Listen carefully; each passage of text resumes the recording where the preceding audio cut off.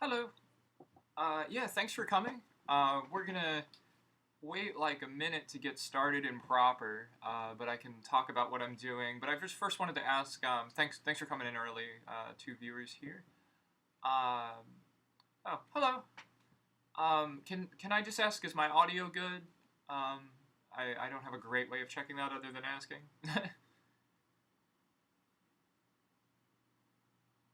Hello. Okay, cool. Audio's good. We should be good to go. So let me explain what I'm doing here. So basically, uh, I released a Google form. Yeah, thank you, um, for telling me about the audio. Um, yeah, I released a Google form, and basically, people submitted their decks via that Google form. And then I'm going to pick through them. So I asked a few questions.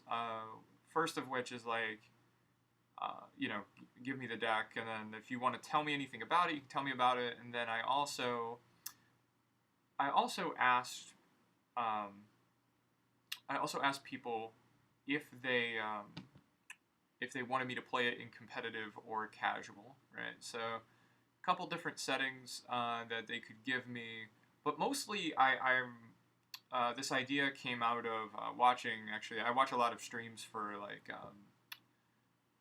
Mario Maker and Kaizo Mario type stuff, and they're always like playing viewer levels or like interacting with kind of the viewers in a way that's really interesting to me, right? So I wanted to kind of bring that to Keyforge, especially in a game where the decks are so special to us and completely unique. So I just wanted to kind of share the experience of getting through people's decks and just learning from them. Maybe I'll find some weird combo in your deck you didn't see. Maybe I'll learn something through a new card interaction that I had never seen happen before. So without further ado, what I'm gonna do. I have this nice spreadsheet here. Thank you so much, by the way. This was really cool. Like 32 submissions so far. I'm gonna go in no particular order in terms of what I'm playing. That being said, I was thinking I would start with something casual, and so yeah, let's look at this deck from Asini Dean, and they ask that I play it in casual, and the message on it is I've been trying to NARP this deck for a bit. So NARP, for those of you that aren't aware, um, refers to kind of I can't remember the exact acronym, right? If anybody knows it, you can type it in chat. But the exact acronym is something like it's something along the lines of like you want to know the bad matchups and the good matchups. I know the R is like reps, and then yeah, but it's essentially like they're trying to like see if they should take this deck a little more seriously, and then they say I have a handful of plays on it and not a single win, but I think the deck has potential. I'd love to hear what you think about it and where it struggles and shines. So yeah, this is a really cool ask here. So let's look at what we have here, and I will apologize. I haven't been able to download all of these, so you'll have to watch me add them on TCO, which I know is just absolutely riveting. Hello. Welcome to the new viewers. So we're looking through Honorable Gravel Pit Ophidius. Your guess is as good as mine on that word there. So first thing I see, when I look at a deck, I take a quick peek at the spider chart down here. I've always found that to be a really useful way to just be like, all right, what are like the big like macro categories of what is missing and what is not. But essentially, this deck isn't missing anything like super major other than the board clear. But we've got triple control of the week, which is going to do just take away some of the more pesky creatures. I've noticed that card is like really. I know it's always been good because it has the pip and it does the destruction, but as of late, it's even better with all the pesky stuff running around in Mass Mutation. Triple not finished with you. 3 might be a crowd on that. To be honest, that might be one of the things that might be a little harder to make this deck work. We have a Full Moon Maverick in Sanctum, which is really exciting, with a good amount of creatures. The Smite and the Grey Rider will do fighting. Doorstep is always good. This is a double Maverick deck, so it's really exciting. We have a Mars Needs Amber in Untamed, so each damaged enemy non-Mars creature captures 1 from their own side.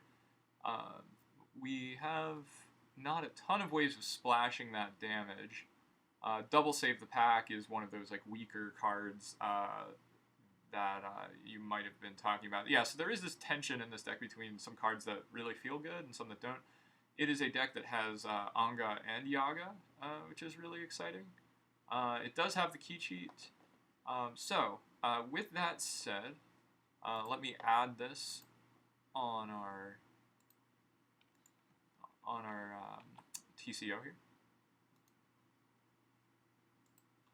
And if you are watching, feel free to join in on these games. I'm going to just post them. They are very much first come, first serve. I'm just going to put Karen B's game on stream. This will be casual as requested by Asini Dean. So I hope that me playing it can give you some clarity in terms of whether you should spend kind of time repping this deck or when you shouldn't, or if you shouldn't. I will say every deck is worth playing. Not every deck is worth repping like 50 times to try to max out every element of it. That being said, it doesn't have to be the best deck in the world to be worth repping that many times. It might just be one that's not great, but you enjoy playing it, has some inadequacies, but you just, you get something intrinsically kind of fun about playing it. And there's nothing wrong with that. So don't think that it has to be great to be worth it. Okay. Good luck, have fun. We are playing Milky Way, who is bringing Leia La Velenosa Grand Duchessa del Orto. We have Double Implosion, Dance of Doom, Triple Infernus, very casual deck here. Triple Infernus with a library card, Double Ultra Gravitron, Double Cleansing Wave, and creatures galore in the Sanctum otherwise with the Commandeer. Yeah, so somebody brought a not-so-casual deck to the party here, but, let's see what we can do. It would be very fun to get this win. So we're going to keep this hand. I'm going to actually start by playing the Anga so that everything is going to have that power boost. We're going to move into Sanctum next turn, most likely, with the fight and the double. Okay, opposition research, so we can't read. That's really annoying. That messes with my plans quite substantially. That being said, so a little bit of a change of schedule here. Because of that opposition research, we won't be able to use our Sanctum as much as I had desired. So we're just going to throw out these 2 disc creatures. What I am going to do is toss this Charette on the left. The reason is I don't particularly want it alive. I want to be able to have it cycle. And I don't really want it to have that power boost. We have plenty of things to fight that are going to be to the right of the Anga. Okay. Well, I guess it doesn't matter now. Okay. So, we get to take our Sanctum turn. We're going to play Equalize. We have the Maverick Full Moon, which is really exciting. We're going to play a Marrows for an Amber. And I'm going to 6 power. Always got to do the math in my head. So, like I said, I want this Charette dead. Charette can do the kind of power. And the reason I want to kill that Charette is so I can cycle for Amber control later in a perfect world. Okay. So, the double Marrows is up. I don't believe I have any artifact control in this deck. So the library card is just going to go off. That's one of those weaker points we had talked about. Our first Infernus comes down. And Sir Marrows gets sent back to hand and discarded via the effect of Double Doom. Purge, Equalize, and Charette. Well, that's what I get for trying to cycle it against the triple Infernus deck. Okay. So we've got...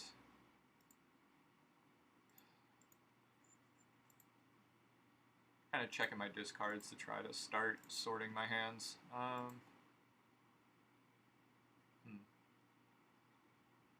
I think I like the dis turn here. And the reason is I can get rid of both of these creatures. And I can make my board a little bit of a liability with the Dust Imp. We've got our Chota, so if the board is destroyed, I'll actually be able to forge on that. Ultra Gravitron comes down. That's going to archive 5 cards. Okay, it's not a huge turn there, but obviously there is more to come from that Grav. Okay, what's the best way to do this? What I'm going to do, I'm going to exhaust the Logos, so the Grav has that Purge effect, so I do want it exhausted.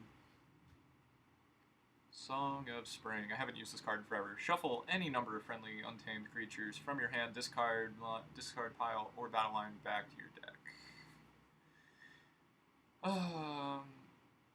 You know, I'm going to Song of Spring the Anga, and I'm not going to be able to make it 7, so I'm going to put the Chota back in deck. We've got our Rustnar, which is technically artifact control, so we can threaten to get rid of that library card. Beating that would be a huge deal. We've got a Smite, so we can fight in Untamed if a target is put out that's like fightable.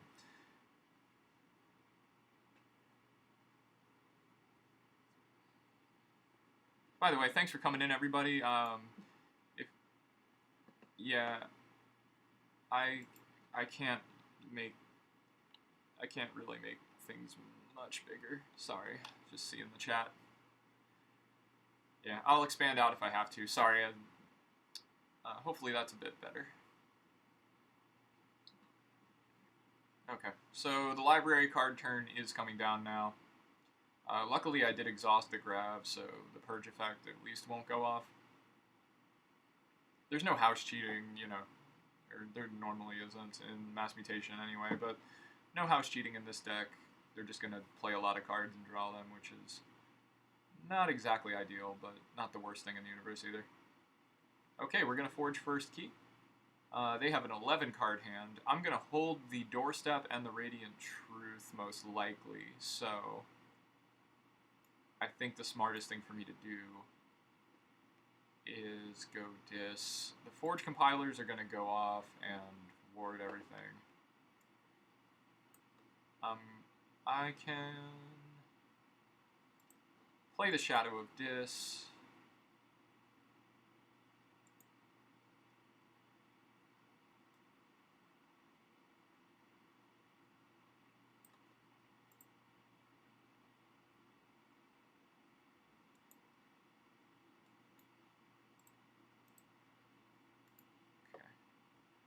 They have 11 cards in hand, so hopefully a bunch of creatures come down and the Radiant Truth becomes a lot more relevant.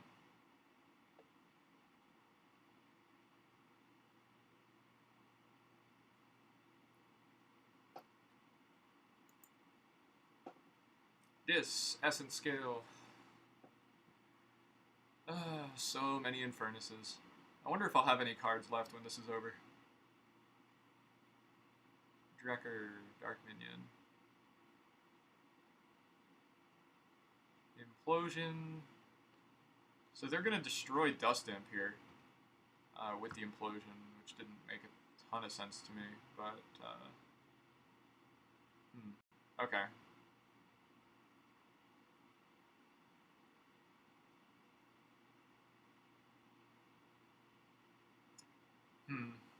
Okay, so everything's got Skirmish, so I'm going to be able to take out that Essence Scale.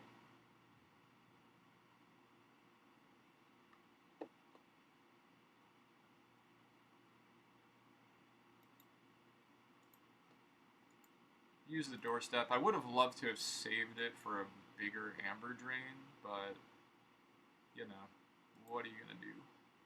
Okay. Everything's got skirmish, so I can just reap here. We're under Shadow of Dis. Well, at least I know that now. So I'm going to play Smite in that case to fight with the Schuler.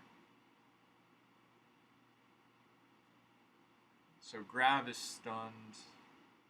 Schuler back in discard. Could be worse.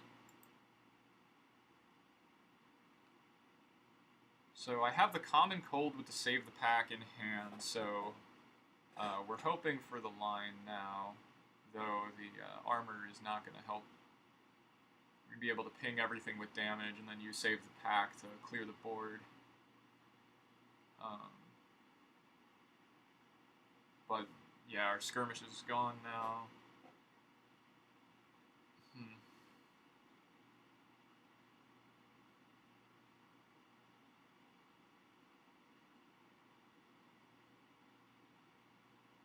Okay. The armor is really one of the tougher things here, right? Oh no, yeah, Imp didn't die because of the skirmish. But I was also under Shadow of Dis, so I didn't want it dead.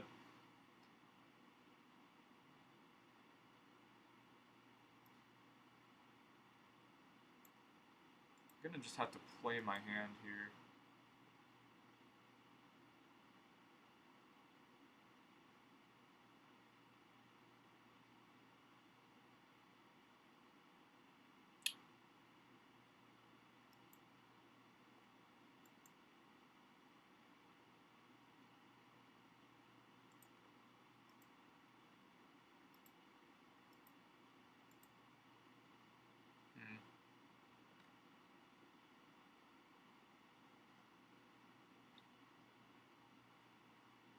Looking at anything that I can put back with the Not Finished With You.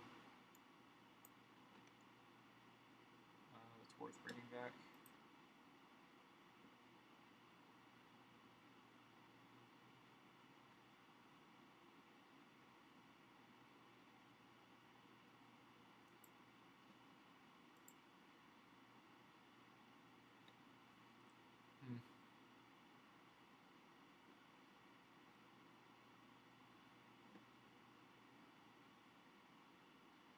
This card's bouncing Death Quark. Okay.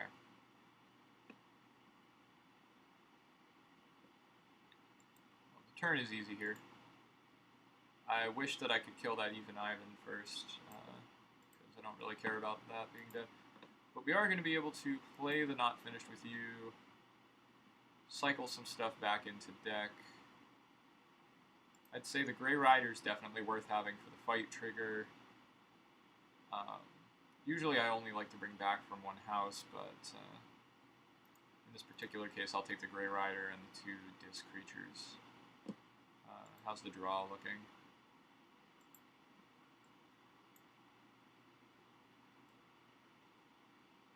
Yeah, that seems about right. Play the Gub, which will at least buff the Nox for the turn.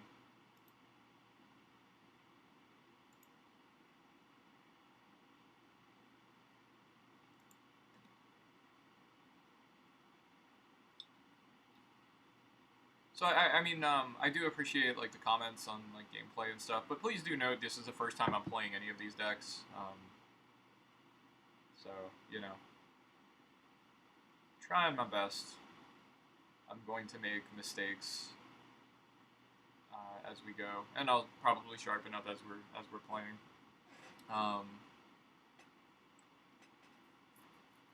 In this particular case, I'm kind of, you know, the deck is a little overmatched, so I'm trying. I'm trying my best here. I'm gonna put my Sanctum guys back. I don't know what else to do.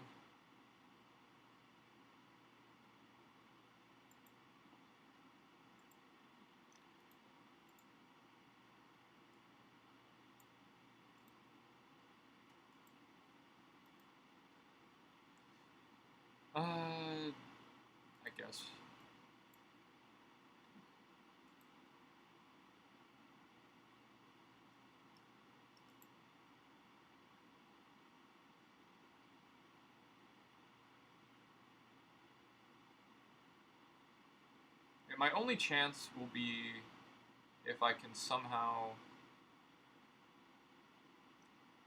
destroy this stuff. They don't. I mean, they're gonna check here with the cleansing wave. My only chance is to somehow like cheat this key miraculously. Okay.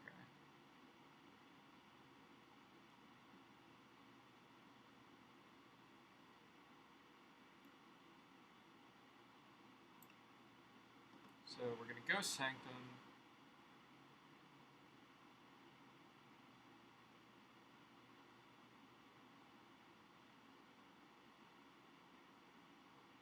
So this has a Reap effect, Capture 2, so I really need that dead, even though I'd prefer to ram the Dust Imp into the line.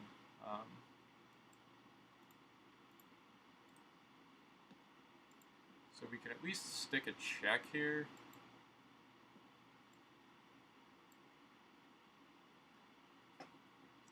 We'll have Capture 3 for our Amber control. No, there's Dimension Door, which will take us off key.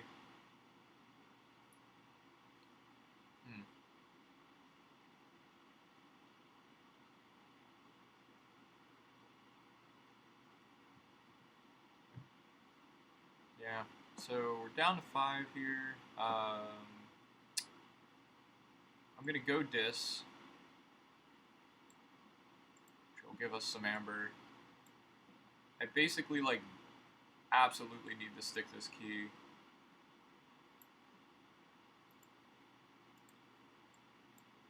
And even then, I don't really know how I'm getting my Amber, you know, like, in order to cheat the key, but it's worth trying. Okay,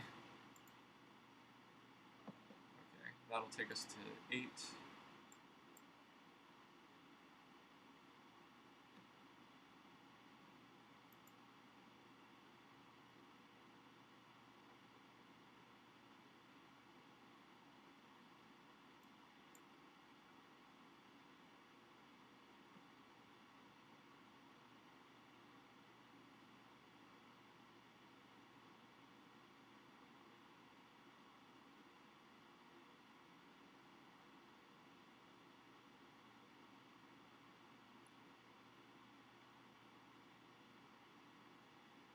Oh, if there was more Amber on those creatures.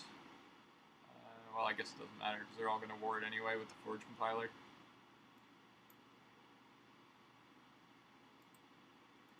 Put down our Bumblebird.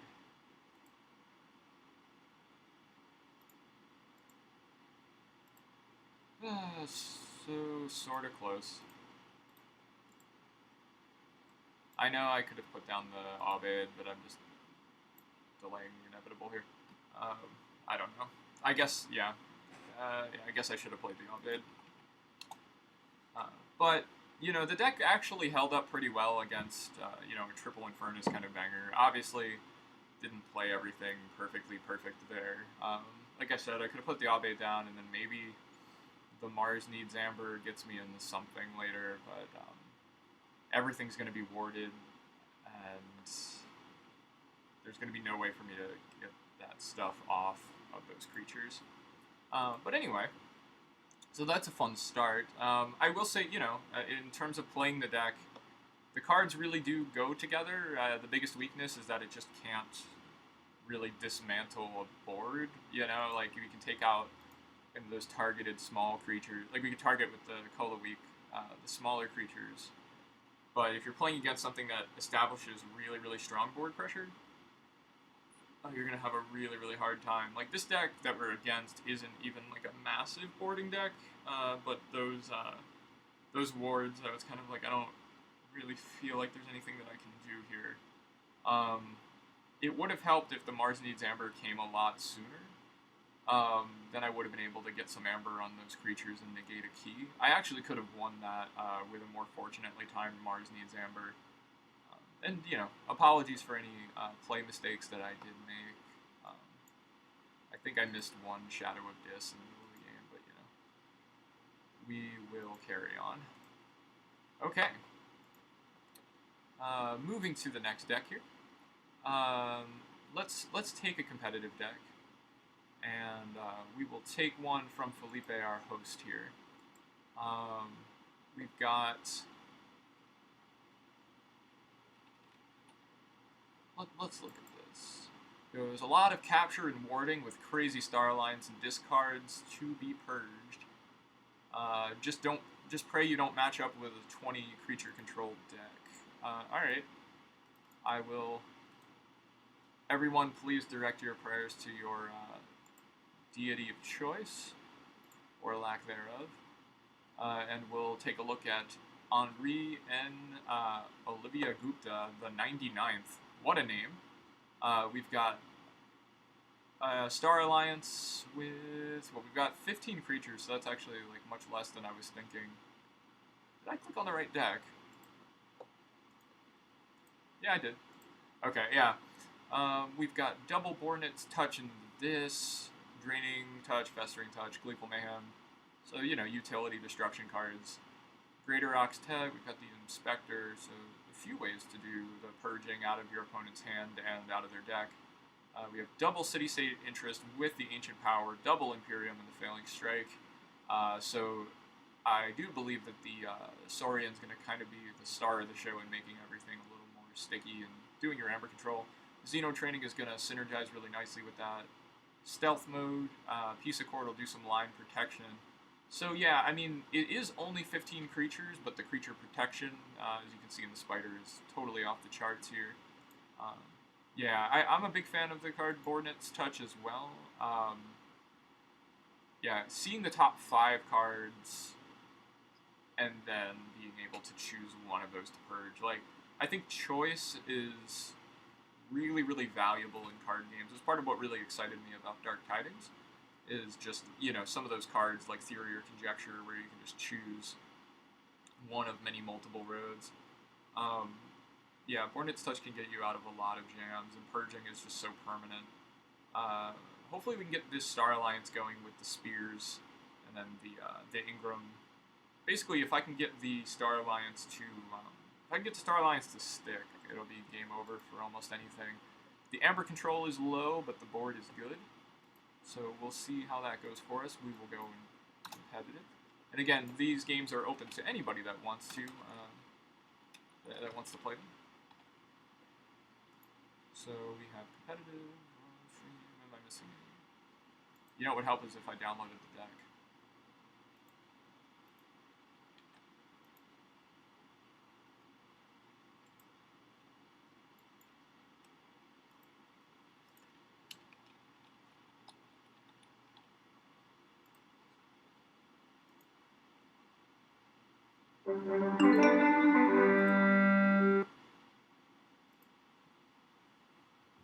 Alright. Try to play a little bit cleaner this time.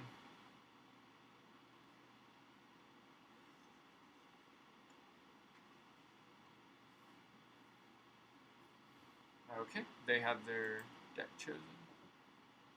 We're up against another Mass Mutation. It's one of those days. Okay. What do we got? Bring Low, Cleansing Wave, another Cleansing Wave deck with a Smite, which is really, really nice. Double Bulwark, double Gizzard Zealot, so, you know, pretty solid fighting. Lord Golgotha to wrap up the Sanctum. Star Alliance, Quintrino Flux, Hadron Collision, and Subdue is really, really nice utility kind of C cards. Transporter Platform with a Subject Kirby. And nothing like insane, but it does have a very healthy number of upgrades, which are going to be able to be bounced up and down if I don't take care of the Star Alliance creatures when I see them. Then we have Lost in the Woods, Savage Clash, Rapid Evolution, Amberlution. They do have a Key Frog in the Amberlution, so they're going to be able to do that. Pismire to raise key cost. Other than that, the thing that I'm most afraid of is the Sanctum. Just kind of getting away from me. But we should be in a relatively good position. I'm going to keep this. It's not my favorite hand, but it is 4 cards of one house, so I'm just going to keep it.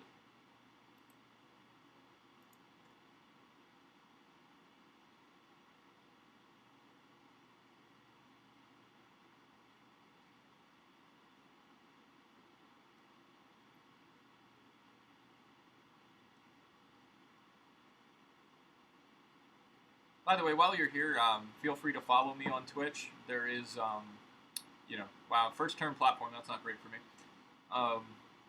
But feel free to follow me on Twitch if you care to. There's some information in there if you choose to support on Patreon or a one-time donation.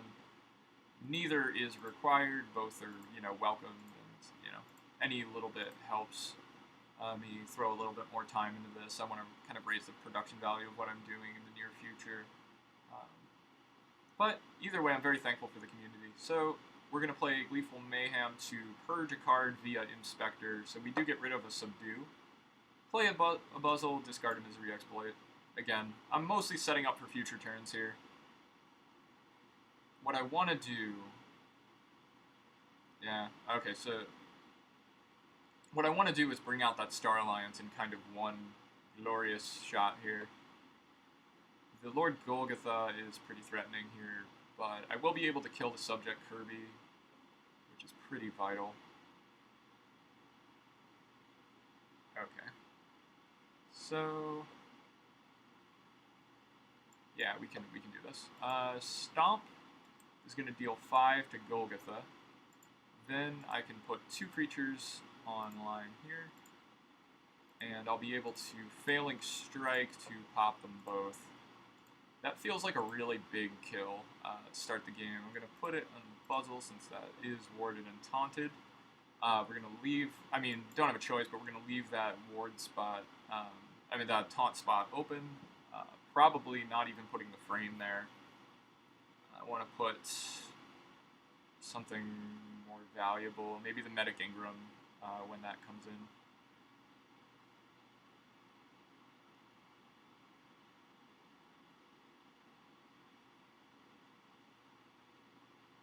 Biggest thing is I need to make sure that their line doesn't get away from me. Just checking deck list again here.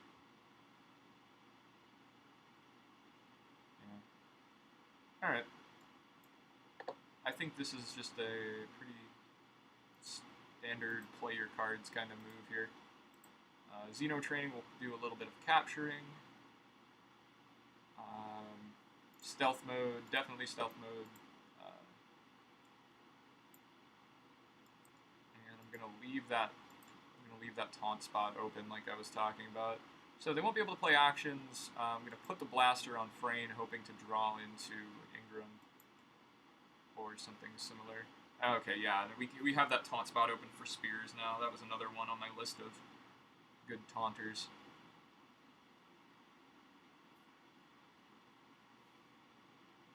Dark Fairy comes down.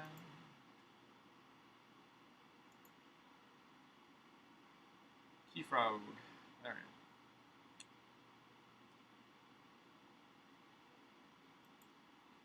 I'm gonna take this Saurian turn, even though I really want to put that Spears down, but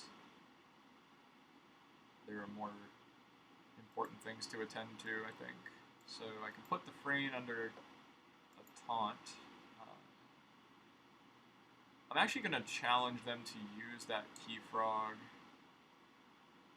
rather than being afraid of it. Ward both of my Saurians. Toss one city-state, but not the other. That seems about right.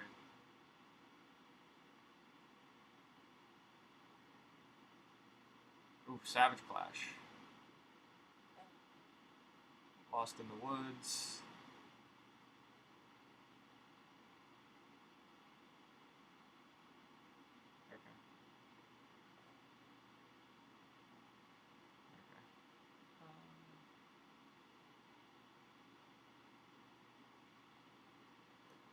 I'm gonna go Dis here, and use this Bornet's Touch and hope to get that Amberlution out of their deck. There it is. Boom. Gone. No Amberlution today. I know that's what they're hoping for sure. So we're done.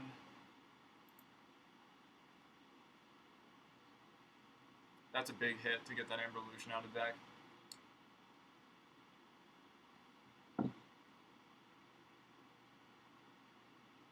Okay. Now it is time to put out the Spears and try to get away with this. Get that under taunt. Commander Chan here.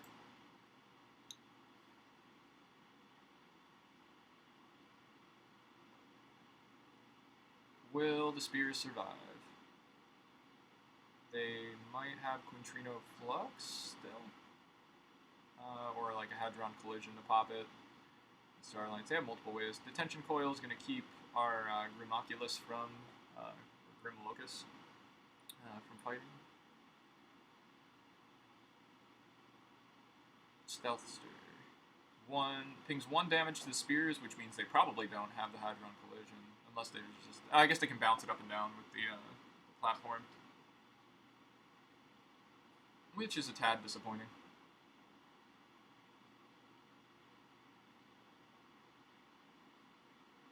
But it's better than getting, like, flexed on with some crazy platform combo for a bunch of Amber, you know? So Stealther is down. Yeah, I like this deck too, Felipe. Okay, there's the Quintrino Flux. So they're going to destroy all the 3s and the 4s. That's going to leave the spears alive. So yeah, they could have killed the spears. So I think for our purposes, let's see what we can draw into. I think that the spears is going to be worth... Yeah, so we can draw into double Garcia here. So I think we take this Star Alliance turn, do the spears thing while we can. The key isn't worth stalling for. It's not worth fighting yet about keys. So we're going to trigger the Universal Translator first for a free reap. Don't really care about Jarda, Failing Strike, Bornets, or that. I'm just hoping to get to a Garcia. I am going to hold... Actually, maybe it's not worth holding the cities. No, I'll hold it. Yeah, so this is great. We go Garcia, and then I can get my Helmsman Spears healed, and so it has the ward and the taunt. Cost is to 8 now, with a check at 7. We've got, finally, we have our Ancient Power to go along with our City State, definitely why I was holding it the whole time. So hopefully our line doesn't get blown up in some unforeseen way. They're going to bring out the Pismire to tax our key cost. And barring the unforeseen, we should be in pretty good territory here. Okay. Now, the question is, do I go nuts with the Star Alliance, or do I just do the easy thing?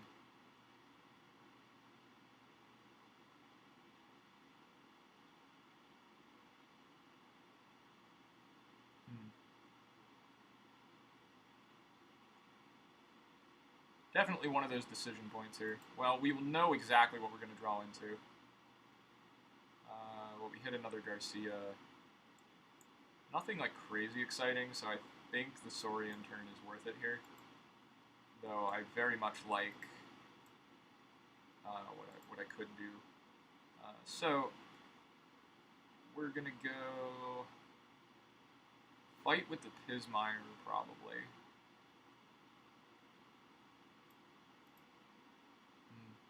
Let me think about that. Yeah, I'm not really afraid of the key cheat.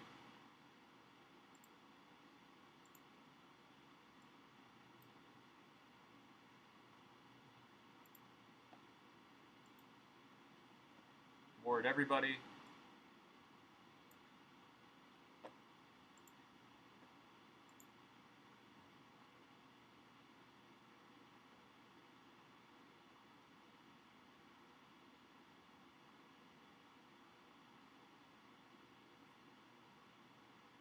They're going to put down Nell, but we're 2 keys ahead now, and I'm just going to ignore everything and go Star Alliance at this point. We put down our own transporter platform, and then Piece of Cord is going to give each player 2 Amber and make fighting more inconvenient. Slap down a Garcia under taunt, immediately ward it with our medic Ingram. Discard 3 cards via Hellsman Spears. We're also going to use Universal Translator to do a reap here. Hellsman Spears is going to discard 3 cards, hopefully no Star Alliance to draw into, but we can just reap here. And that won't quite get us to check, but we've got a pretty commanding lead here. They're also not going to be able to fight onto a multiple warded line. So I think the biggest thing here is, you know, we hit that Amber Lucian, like we got that off of them real early, which is just such a massive thing. They're going to use Burning Glare to stun Brutodon, which doesn't make a lot of sense to me, considering I've been leaning so heavily on Spears. Probably should have stunned Spears, but Keyforge is hard, so I'm not going to hate on anybody for moves that they could or couldn't have made. I think it's kind of the same thing that happened to me in the previous one too. Like when you know your opponent is running away with it, it's a lot harder to do everything, you know, by the book, absolutely correct. Okay, so Universal Translator is going to reap here with the Grimlockus. Discard 5 cards. That's going to get us back into City State, which is mostly what I was trying to accomplish there, just in case something weird happens. But I think, yeah, I don't think it's worth doing any translator stuff. I think the check is high enough.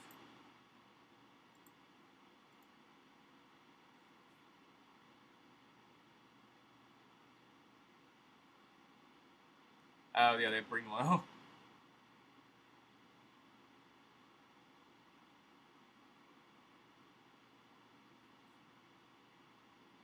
Bring low is going to capture all but 5, so we're going to have that turn all over again. Not a big deal, honestly, though, because I don't think they can afford fighting at this point, so my line's just going to be intact to do it all over again. Font of the Eye does nothing. Yeah. Oh, they're going to break Pizza Cord to lose 4 Amber. And the Cleansing Wave, yeah, that's not going to do much here. We're going to attach this to Ingram. And we choose a creature. I mean, doesn't matter.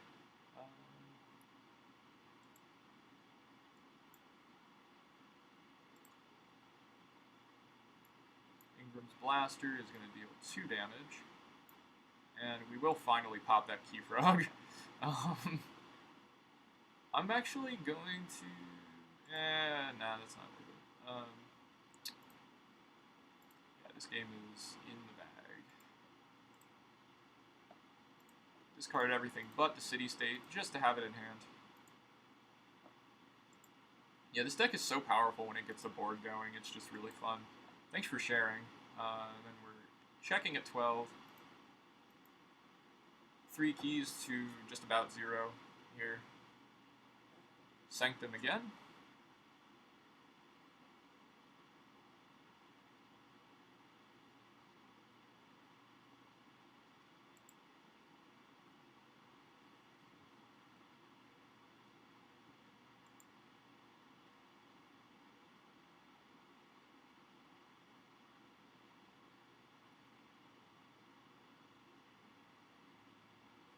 Some fighting, nothing worth worrying about.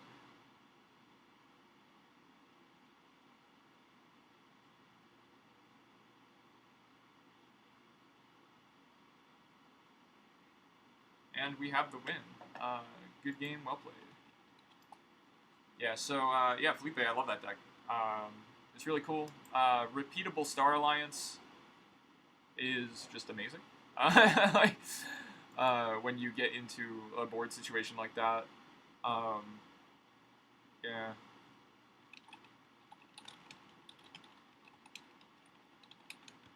Yeah, so they're saying that they misplayed the Sanctum and Star Alliance twice. But, you know, That happens. Keyforge is hard, which is something I think we should always remind ourselves of. We wouldn't like this game if it wasn't super complicated, and since it's super complicated, we're just going to make mistakes. That is just a consequence of playing. So what's up next? I'm going to check out Quintrino Flux's deck, because I know that they were watching. I saw them comment earlier. That seems fun. This is an 89 SAS, Worlds Collide, double Nature's Call, punctuated Equilibrium with double Unnatural Selection. So you've got your C covered, you've got some speed covered with the Equilibrium, and you've got creature control, all in that combo here. Bramble Lynx is going to go nice with those double Nature's Call. Mimicry is going to give you some utility if there is stuff that the deck doesn't have at the exact moment.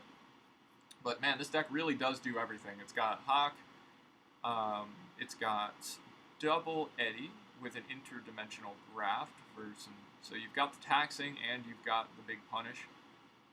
There, Twin Bolt of Mission, Positron is going to do some utility for you. Mimic Gel, really powerful card. So yeah, I mean the Mimicry and the Mimic Gel in the same deck is just going to get better and better, depending on who you're playing against. I mean, depending on the quality of the deck that you're playing against.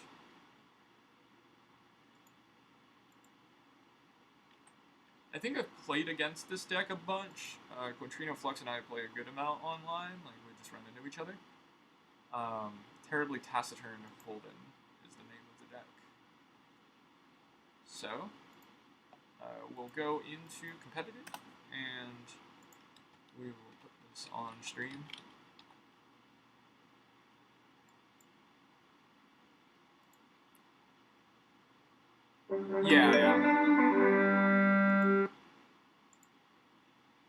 Yeah, this is a very competitive deck.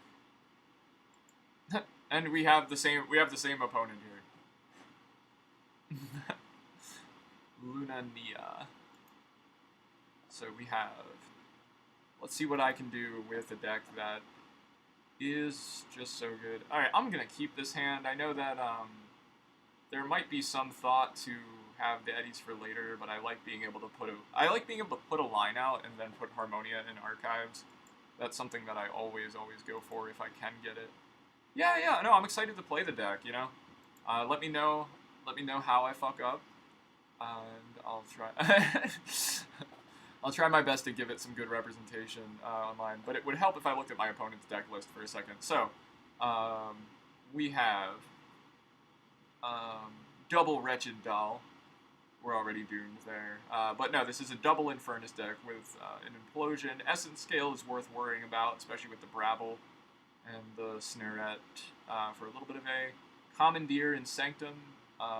This is an Angry Mob deck, so triple Angry Mob.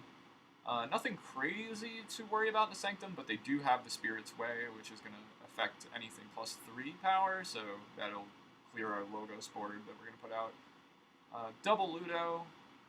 Spoils Battle, Defense Initiative, Forums of Gents. Okay, so really, biggest thing is I have to dodge this Spirit's Way from, like, wrecking me, and what's going to help me there, so Mindfire discarded Hit and Run to start the game, which is actually just helping us with our efficiency, honestly. We're going to put away our Untamed, so we can put it out in one pop. Hapsis is going to go on our right flank. Yeah, this is great. There's no artifacts that we, like, definitely need to destroy here, so we can play pretty straight here.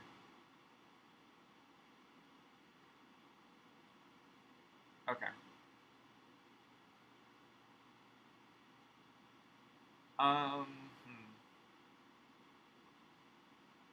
I have, like, viable plays in all 3 houses, which is just the mark of a good deck, obviously. But I am going to take this Shadows to move my hand a little bit. What I want is to put some board pressure on, and then maybe they put out that early Spirit's Way, and then we just have a Gargantuan Untamed turn. That could be pretty cool. Otherwise, I might just go, like, Logos next turn, despite the hand. I don't know, maybe that's just being a little too greedy.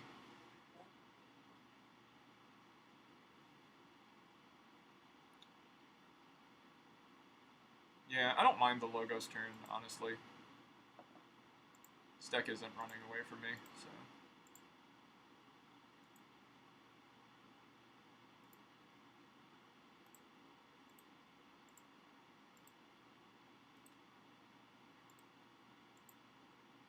A little bit of damage here and there. They are going to gain one via their Forum of Giants. Not really worried about it.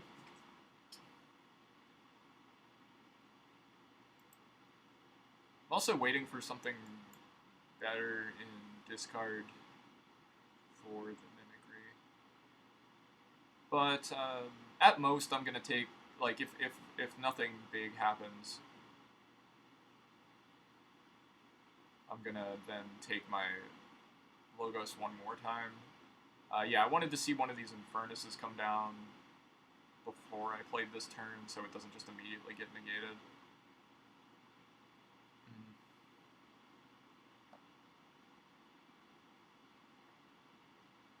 Alright, let's take our Untamed turn. Let's just do it. I know taking our Archives is going to keep the Eddies from doing their thing, but that's alright.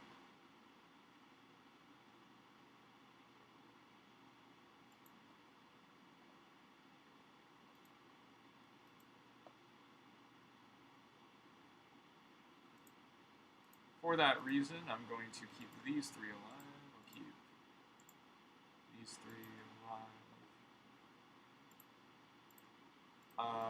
Unnatural selections on TCO. It's annoying to have to resolve them all this way. That's okay. Mimicry into our Mindfire, which is going to hit the Spirit's Way. Wow, okay. That is batting 1,000. Punctuated Equilibrium. For a regrowth, we're going to take an Eddy, and then... do I want this Kangafan alive? I'll take it, sure.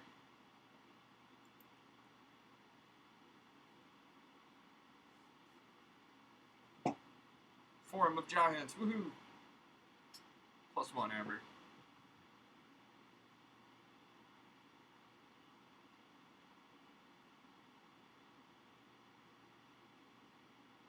Sacrosaurus exalts to kill the Shadow Council. Yeah, I figured.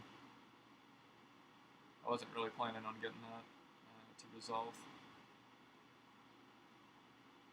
Spoils, captures some, is going to take us off key.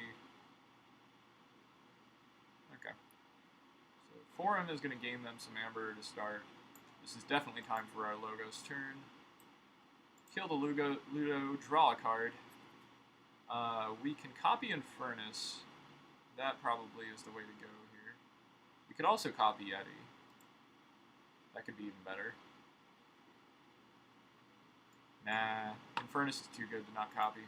We are taking Infernus. The reason for that is their discard contains their only board clear, which is just gone now, and Spoils, which is their main source of Amber control.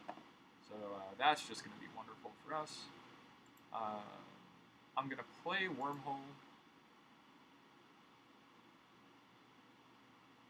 And just do some pinging damage down the line here with Positron Bolt.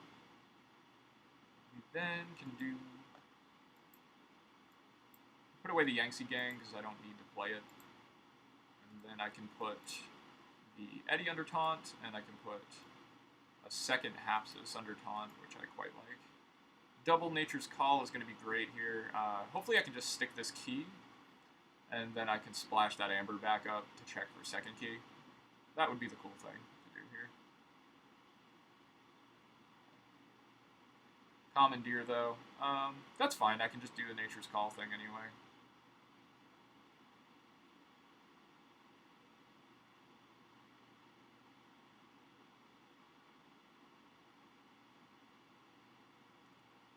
Equalize is going to let them distribute it on creatures. Yeah. Okay, so their cost is 7, which means they're not going to forge. Great for us, because we can try to get them into this interdimensional graft. Don't take the archive. Vine Apple Tree is going to put cost to 8. I suppose it's time for Kangafant to die. Um, yeah, I'll just have it reap and die. We're going to splash these 3 back into their hand.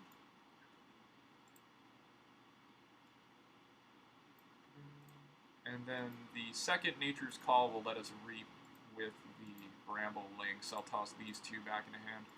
Nature's Call is such an incredible and disruptive card. It's just so good. I hesitate to kill the Infernus because that'll just let them cycle it. So I'm actually going to kill my own Mimic Gel, and that will hopefully let me cycle back into it at some point. But that's a huge check.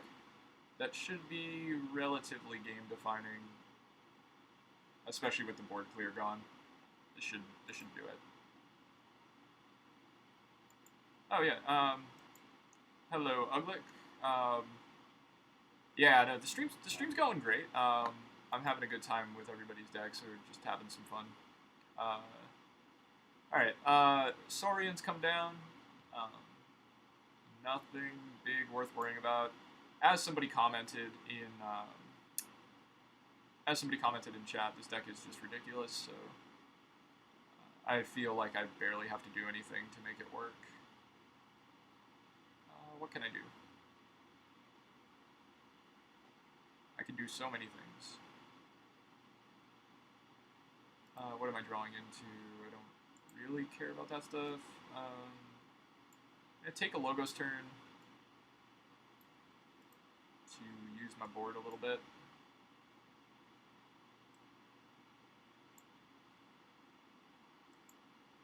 I'm also gonna... I can think about drawing some cards. That would be cool. But let's see what we get off the first card here. Because I can hit a Wormhole, which would then let me steal, which will be really fun. If I get the... what's the name? The Breaker Hill. But I did not draw it.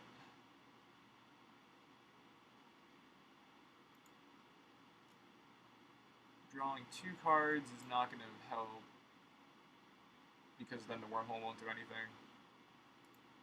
So I think it's better to just reap.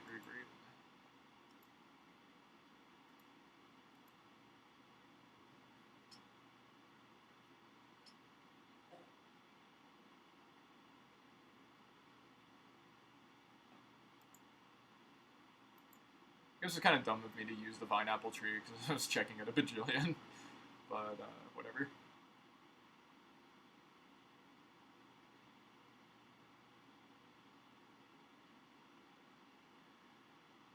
Implosion.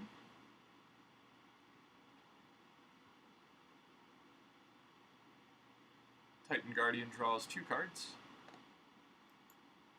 0 cards in my draw, so that Wormhole's not going to do anything. But I can take a Shadow's turn now. Don't take the Archive, though. And the Dusk Runner will allow me to take them off key. Definitely mug the Amber off the Snarette. Spike Trap down. I suspect I'll go Logos, so I'm going to play this Breaker Hill next to my Hapsis. And the Reap ability Forest Steel. Dusk Runner resolves first, then we'll ping that for 1 more damage. Keep that flank open. Okay. That should do it.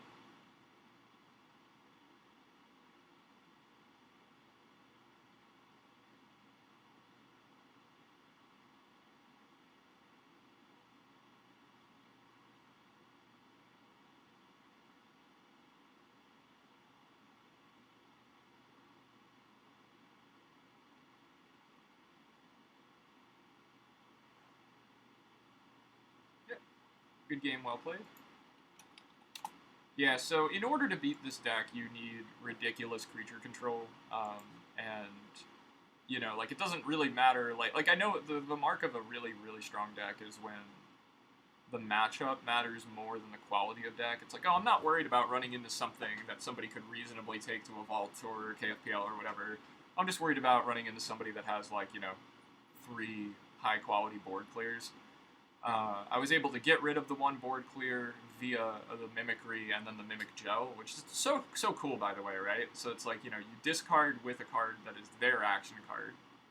You discard their only board clear, and then you Infernus it, copying their Infernus. So I got like kind of the edge up using their own cards, which is always really exciting. I was in position to bait them into a really strong draft if I had to, so the deck has that capability. Super strong lines, very, very fun. Thank you for sharing. I hope you enjoyed seeing the deck on stream, Cutrino Flux. Always enjoy playing you online, so it's a pleasure to play the deck. Alright, moving on here. What do we got?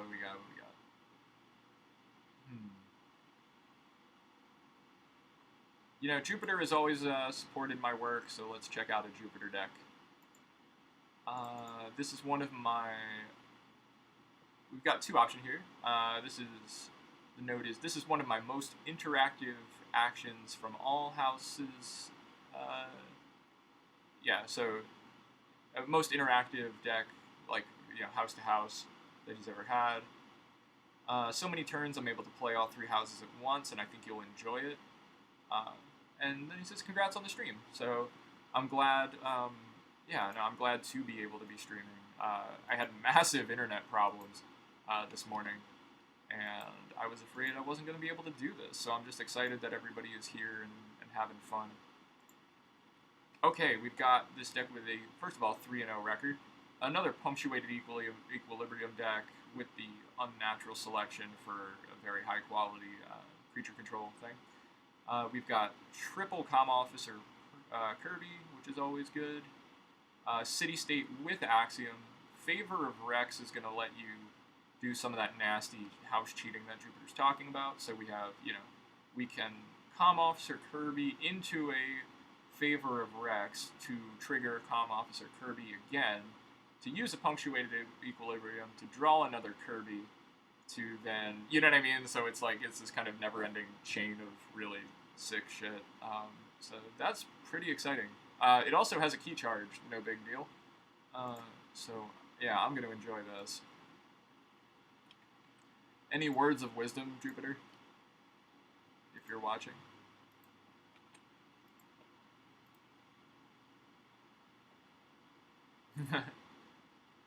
This is my best deck right now, I think. Yeah, I'm glad you're having fun on the stream. I'm definitely having fun with it. It is so exciting to have, you know, a healthy amount of viewers. I really appreciate you guys supporting my work and just having fun. Like, it's been not the best week for me, so this is such a positive way to kind of cap it and start, you know, going into the office on Monday. I will know that at least I got to play some really fun Keyforge. So, yeah.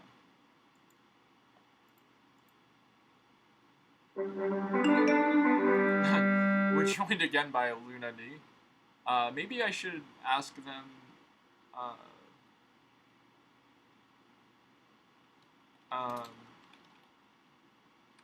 yeah, I'm going to ask if they can let somebody else in.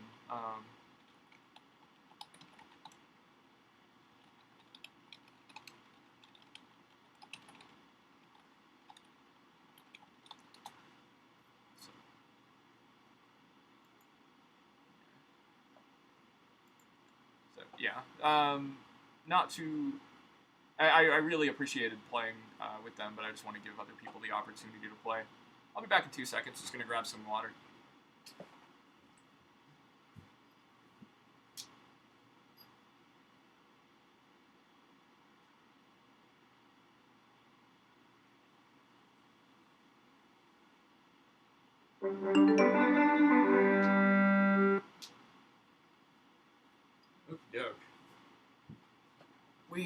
I hear the trumpets from afar. We have Alden 2000.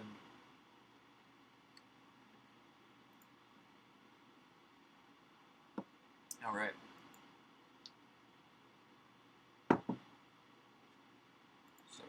good luck, have fun. Let's see what we're up against. This hand looks great already, but maybe we can do better. Who knows?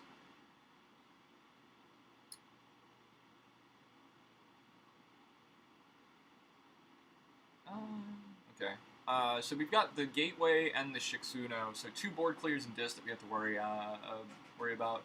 Implosion too, so the C is just really good there in Dis. It's an auto encoder deck, which is never something you want to see. Has Tirado, double Tirado and a healthy amount of mutants. Double Borrow, Rad Penny with a Seeker Needle.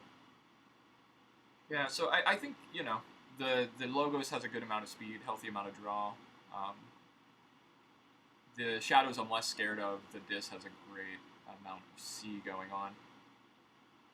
I do think I'm going to mulligan this. This doesn't feel like the greatest hand for this situation. Yeah. Now I can... Yeah, I think the board pressure of this Saurian is kind of nice. I don't think I have a tribute, right? Oh, Subtle Auto is going to get rid of my Legatus Raptor, which I was really looking forward to putting out there. We don't have... Yeah. You know what I'm going to do is just put out this platform. That will just be valuable later. I know that they have the Borrows, but I just need like 1 turn for it to be worth it with how good the Kirby's are in this deck.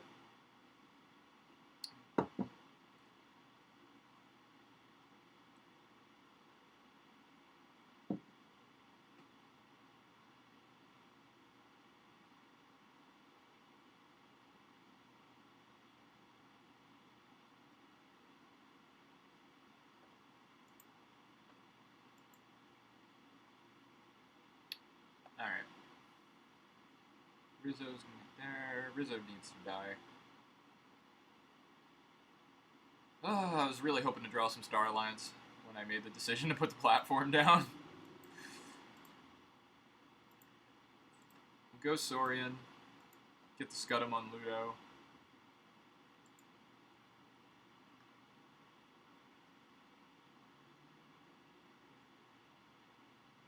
Alright, Logos.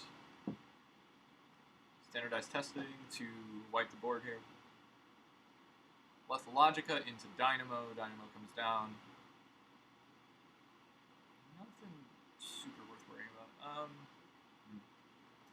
What's our discard looking like? All Saurian with a little bit of Star Alliance. I really want to do something besides this really lackluster Saurian turn, but I think it is in the best interest of me actually winning this game. I'll Exalt.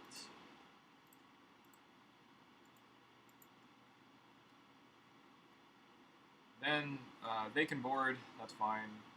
We trigger our Harmonia for some Amber, and then hopefully have the massive Untamed turn, the Star Alliance turn that we were dreaming of.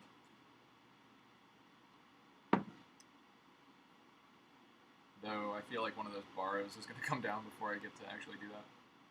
Tempting Offer. That's fine. Okay. Man, this is irritating. Sticking by the game plan.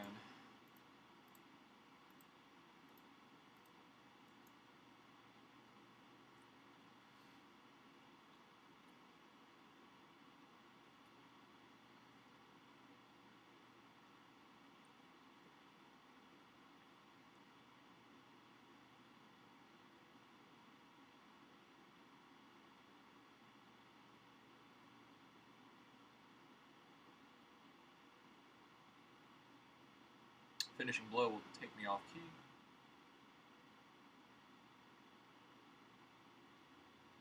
Oh my god, I was really hoping to get the Kirby down for some good effects here. I can't afford the Saurian turn, like I have to take the Star Alliance, which I'm very unhappy about.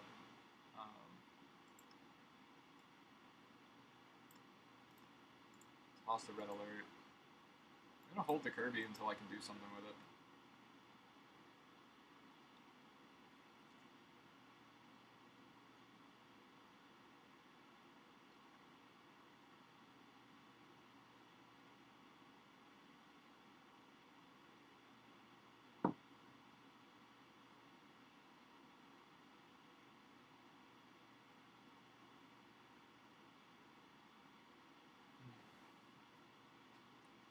Kind of get my butt kicked here.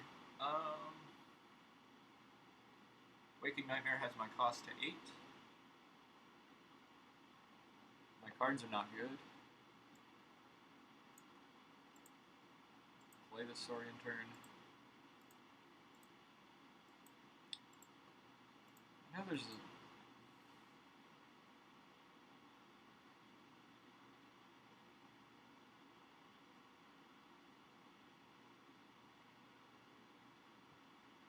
much better hand here if I get to use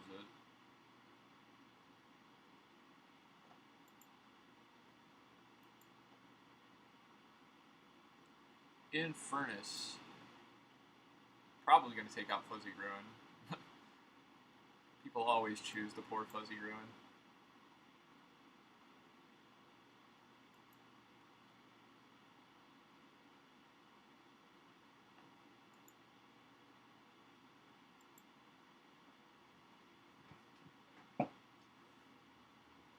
Yep, Fuzzy Ruin and Imperium. Good choices. I hope they put out some more creatures, but they're playing around the unnatural, or just don't have them.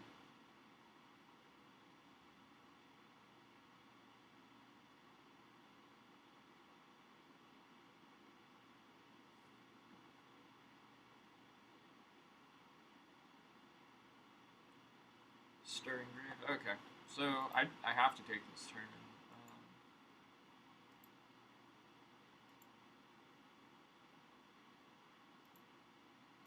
Unnatural is going to do nothing, but it is a pip, and I desperately need Amber at this point. Okay. Platform.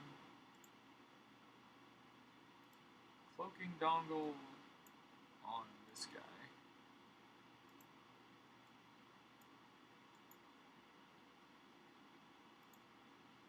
Favor of Rex into Kirby for the Song of the Wild, just to play it. And then I can get 1 Amber on my elusive Centurion. Still not a check.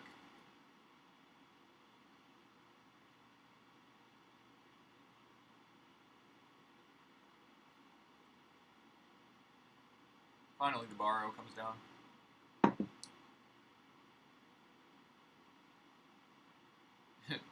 Furnace is going to get returned. Not great. Not great at all. That being said, our Star Alliance is going to hopefully start doing some work here. I'm also going to be able to use the Grasping Vines to put the platform back in my hand and then just play it for Amber. They are going to almost definitely have the other Borrow, I think. I don't think they played it. Yeah, so I will be giving it to them, but they'll have to take a Shadows turn, and the Shadows is not great, so I think that is worth it. So I'll reap, and then Grasping Vines can toss these 2 cards back in their hand. Well, the platform back in mine. Then I can put the platform down.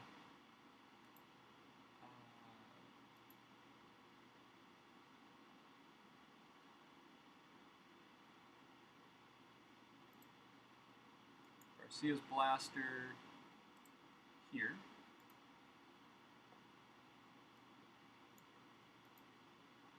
Walls can bring back the Scudum. Why not?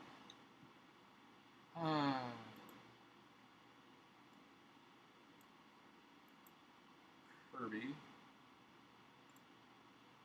I can use the Scudum on the guy that'll have Amber. Frame for an Amber here onto the Stenopius.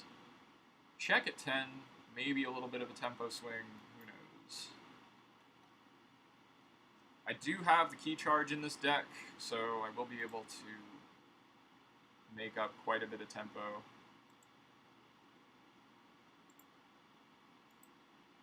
Yeah, I still have it too.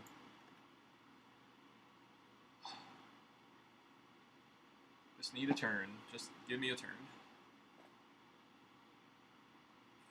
Infernus is fine. Don't really care about that, honestly. I'll be able to get to check.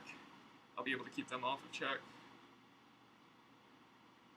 Pretty irrelevant. Um, yeah. Favor of Rex and Grasping Vines is gone, but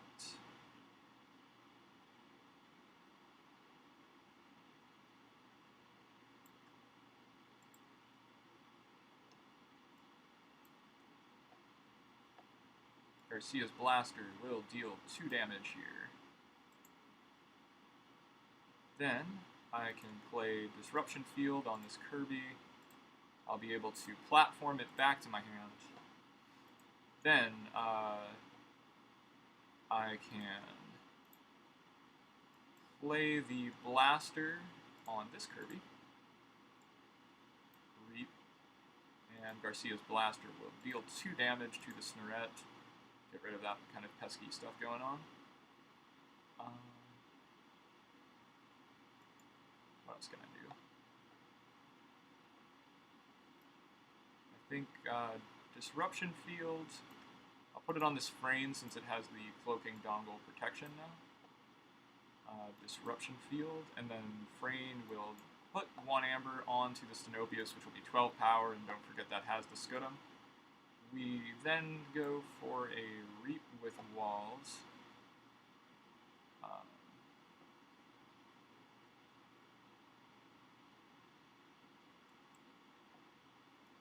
Kirby.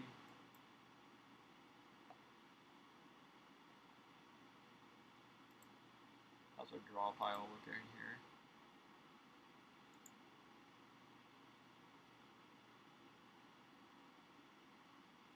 I could take a... No, I'm not going to be able to do that. So I think it's best to end my turn there, check at 9. There's the Key Charge. That's actually not a great draw to hit the Key Charge now.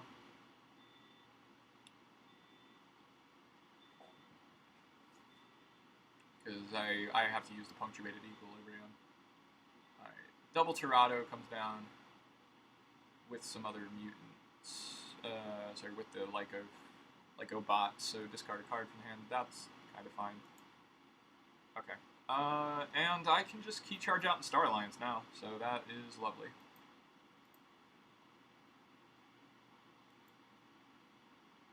First Officer Frame. Disruption Field gets a counter. We put another Amber on here. Walls. Kirby Reaps. Garcia's Blaster will deal 2 damage to one of the Tirados. Kirby Reaps. Platform will bounce a Kirby up and down here. I'm just doing that so that I can get the upgrade for our last Amber so that we can Key Charge. What a comeback. GG, well played. Cool deck, Jupiter. Cool deck. Yeah. Deck has a ton of lines. Yeah, no, it is difficult to play, but I feel like it rewarded me for making the commitment to Star Alliance. Like, I'm like, alright, like, this is gonna blow up. The cards are good. I can take a Lackluster Saurian turn, because when it goes off, it's gonna super go off. And if I try to play the Star Alliance prematurely, they had a lot of C and Dis, so I had to, like, do it after I had baited some of that removal. And, yeah, no, it massively rewards you. Also, Key Charge was buried, so that was great. Yeah. Right, yeah, so the deck is all about Star Alliance. This is what Jupiter's saying. Deck is all about Star Alliance, and the Vines won the game for you, which happens. Yeah, yeah, I mean, the Vines was huge. It allowed me to play against the Borrow. So I was like, alright, they've got double Borrow, but I can survive. Because I will be able to throw it back in my own hand. They're basically just like giving me an Amber at that point. And then, of course, having platformed from that point out. The cool thing was that I knew that they were very likely to have the second Borrow, but they couldn't really play it because the Shadows wasn't going to help them progress towards a win condition. And something that's really cool about a deck like what Jupiter has, or like the last deck that I played, Quintrino Flux, they can set up a board state that has to be answered, right? And if the board state has to be answered, it's just as good as a Control the Weak, right? Like, it's like, oh, well, if you play shadows, you're not going to dismantle my board, and I'm going to win. So you can't play shadows, right? So you start to make cards in their hand useless via tempo. And I know Jupiter's a tempo player. I'd like to think that I understand tempo to some extent, but I don't have a label for myself as a player yet, in a lot of ways. Okay. Let's see what else we got here. Oh, yeah, so this is a stream highlight here. Thanks for sharing, Jupiter. Yeah, I know you're I know you're a tempo player. We're going to take Aurora's challenge here. This, again, I've been waiting all stream to take this deck, and here it is. So she tells us to play it in competitive, and here's the note. This is the shittiest Dark Tidings deck I opened. It cannot generate Amber. See if you can win with it. Thanks, Aurora. So let's see what we're working with here.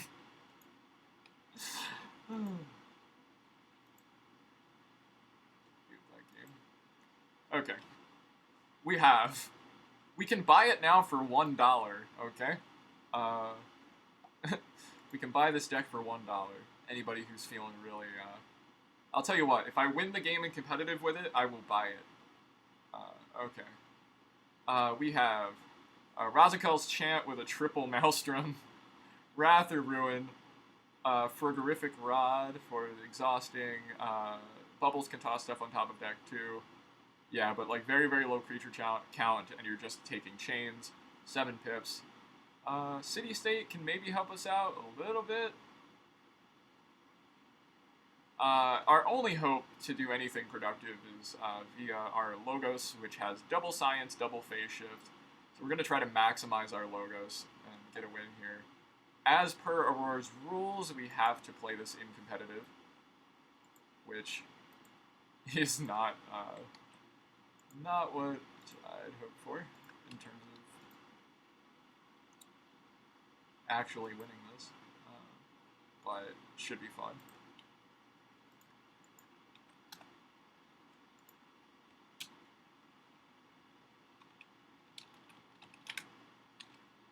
Okay. I need some, like, good luck, what do you use as a Keyforge good luck charm in chat?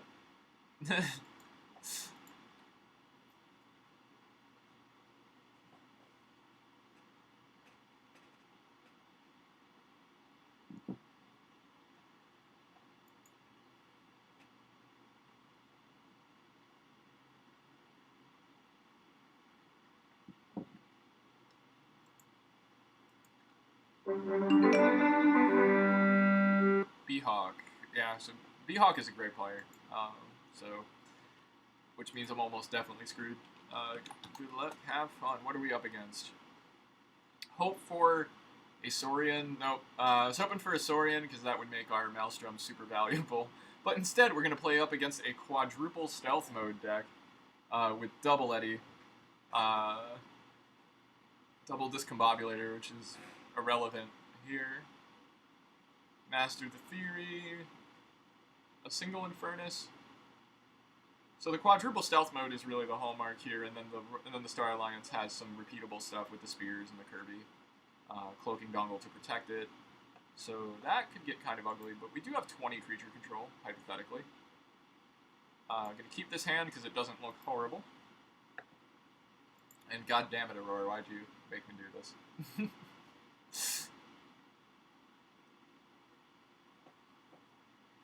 Alright, Daughter comes out to draw an extra card. You know, I'm gonna take the Saurian, try to load up for a bigger Logos turn.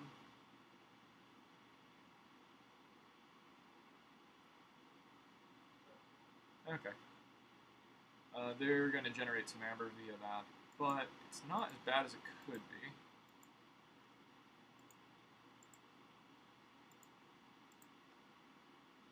Exhaust the Sanitation Engineer.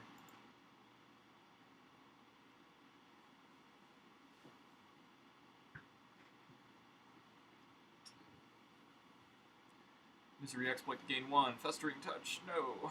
Kills my Faust.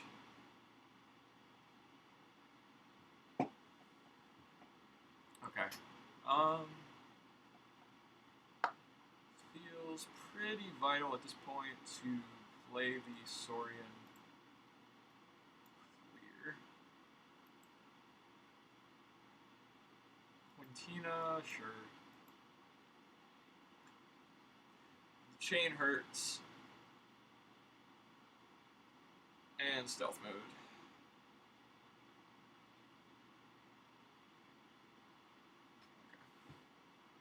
Stealth mode is bad, but Unfathomable does have an answer, sorta. I could hold the Wrath of Ruin.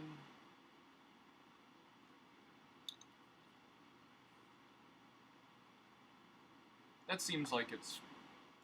This deck has a lot of C, but I also feel like I just have to hold it with that Spears ready to go down. But we might just get another... Okay, we get a fight. Nurse Soto heals. Okay, yeah, had to hold it. Okay.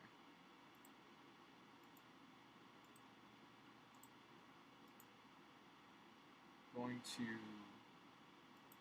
exhaust again.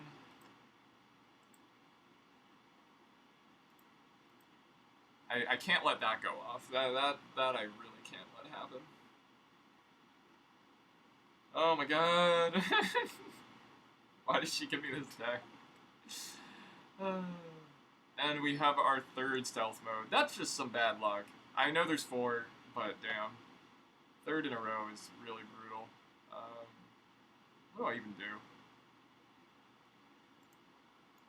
Let's raise the tide. Oh no, I forgot it had the cloaking dongle. Shit. Can't do anything. I can't let the spears go off.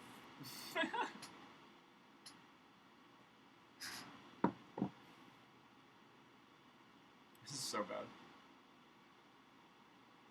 I guess I should have maybe tried the logos to start. I was hoping to draw into like some phase shift science stuff to try to have a turn here. Oh my god. After all that, I'm not going to be able to, like, yeah, let's take my logos turn. Oh, that's so ugly. I'm going to play the top card. Maybe, yeah, phase shift will allow me to do some stuff. Will allow me to exhaust the spears to prevent it from going off. So, you know, that's something. There's the 4th stealth mode.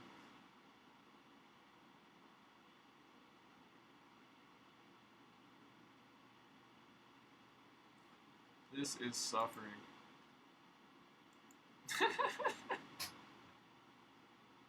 This is really bad. If it weren't for the science phase shift stuff, maybe this could be like a very quality reversal deck.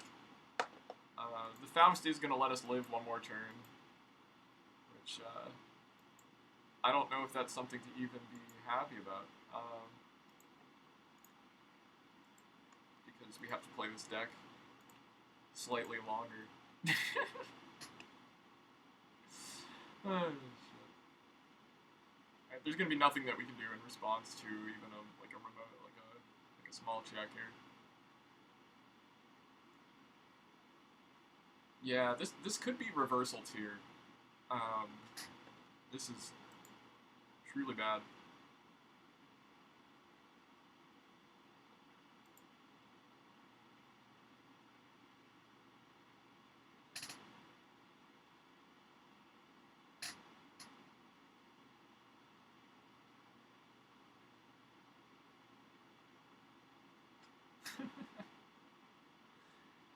Oh no. Yeah, Spears is gonna finally go off. Maybe I worried too much, sort of, about the Spears, but I just didn't want to get stealth moded every single turn. Which happened anyway. Oh no. Alright. Well, we're gonna do this for Catharsis. Now, we can't even play the Cathartic Maelstrom because of the stupid actions. Yeah, exhaust.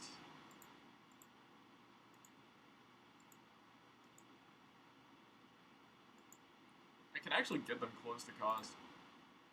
But 9 is as far as we can go. Alright. Good game, well played.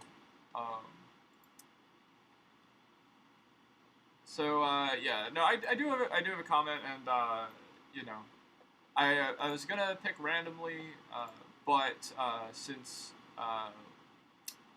Luna, you played some games with us earlier, I think you deserve a fair shake at seeing your deck happening here. Where is it though?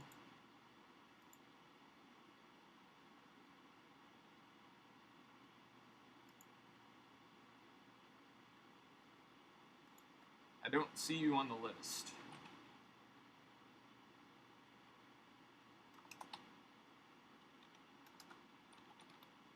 Oh, there it is. Yep, Luna and Nia. There it is. Okay, yeah, this is a deck to play in casual. We might be able to fit in one after this. So, we're looking at the unfashionably Majestic Ranger. It's a triple Eddy deck with a Eureka. Grand Alliance Council, Make It So is really fun. I'm still not sure exactly how to use that card myself, but I guess you just go with the odds. Yeah, really good Amber production, really, really low C, but it's pretty fast. Should be a Slayer in casual, which is where they're asking me to play it. We have double Agung, which is one of the better cards in the set to me, especially with. Well, we only have 13 creatures though, so there might be a little bit of anti-synergy there, but I think the speed is just going to let us do some fun stuff. So we go to decks, and we'll import this one.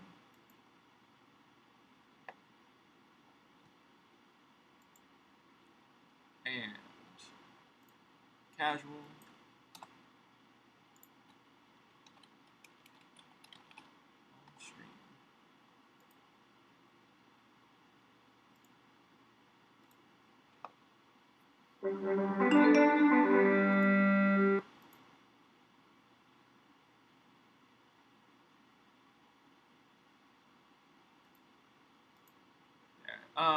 Yeah, so I mean, I'll see what I can do about playing everybody's decks. Normally I would just be like, I'll just stay on a little bit longer, but I think I end at 1 o'clock and then I move it over to the Keyforge Online stream, so we'll see the Keyforge Online team event stream. So we're playing against Jupiter himself here. And we're both playing Dark Tidings. He's got a triple Reaper So with a Key Frog. That's really cool. Techno Babble is going to be super annoying for us. But yeah, this just looks like a real even game. This should just be fun. We'll keep hand.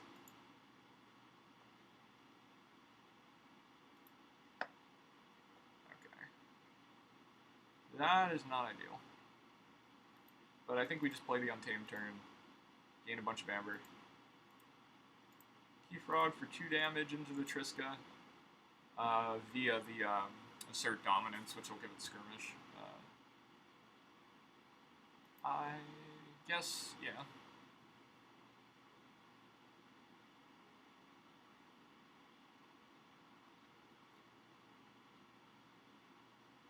Sea Urchin comes in ready, steals 1. Hand Cannon. Yeah, this is bad. This is real bad. Well, not how we wanted to start. Okay. I think, normally I would really, really want to go Untamed here.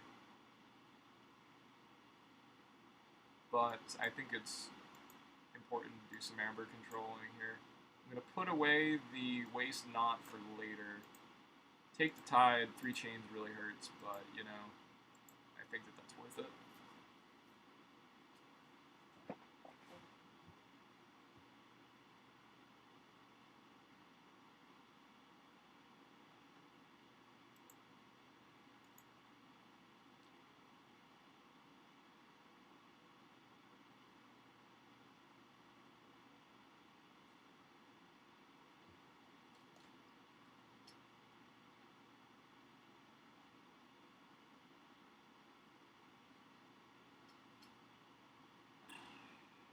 Emeritus King is going to let them use the neighboring creature in shadows.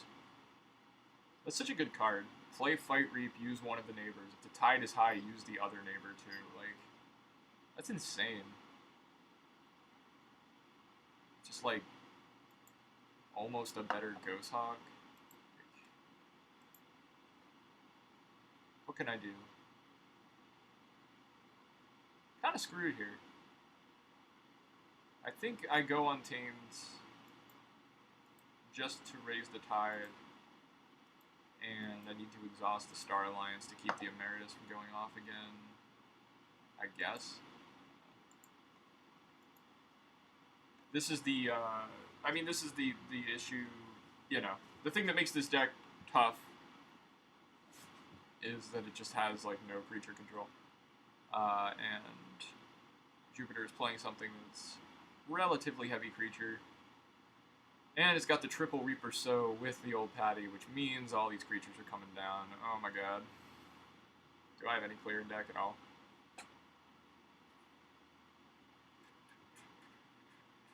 I'll have to play a good one after this. Oh, I have Grand Alliance Council, hypothetically. Oh my god. Okay, so best thing I can do, I think, is not take my archives. Steal one. Play a guy.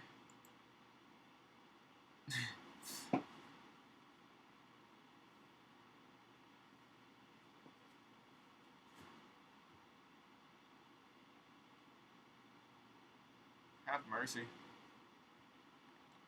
The line is big. He also has a Keyforge, so.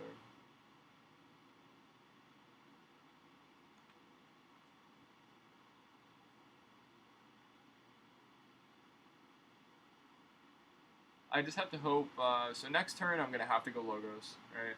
And then hope that it hits, hope that the Eureka hits cards other than the Eddy. So I'll archive, yeah. You archive 2 cards off of it, the Eddy can archive the 3rd, if I'm lucky. That'll tax a key, and then hopefully I draw into my Grand Alliance Council, which is like my only out at this point, to actually win this. You can turn it around, though.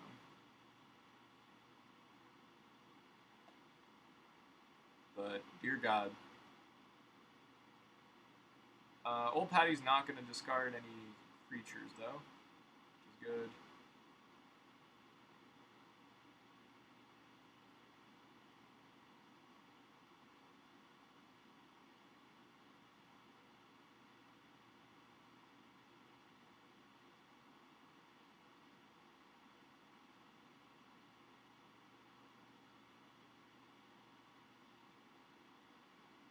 Okay.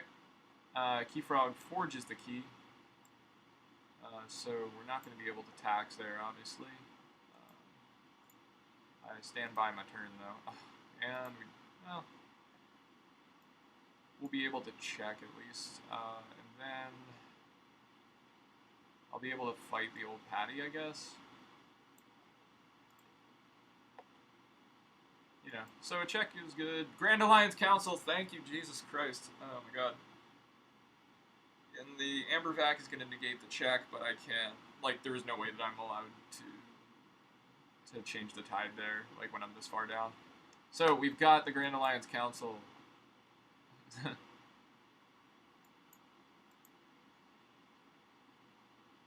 yeah. Professor Emeritus Curing, like, I don't have him in. I might have him in like one deck, but I don't have him in anything where I can really use him. And I'm just like, you're just a pretty much a better Ghost Hawk in a deck that can control Tide, especially because you're going to be playing Dark Tidings. You know, mostly against other sets in competitive meta. So, like, if I have something to super use it, that would be great. Okay, so basically we just got to figure out what we want to kill at this point. Jupiter's just going to go off this turn, and we're just going to ignore that it's happening. We're just going to find our happy place. Just find your centers collectively. And now we get to finally play our board clear. I'm going to keep my stuff in archive. And what I'm gonna do is play the Agon and make it.